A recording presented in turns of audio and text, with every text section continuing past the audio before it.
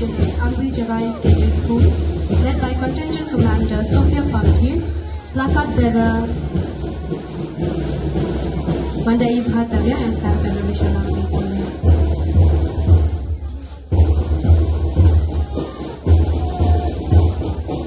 Sixth contingent is Ambi High Secondary School, Thambuli, led by Contingent Commander Waiphang Hawa, placard bearer Banker Rongi, and flag bearer Kiplani Supri.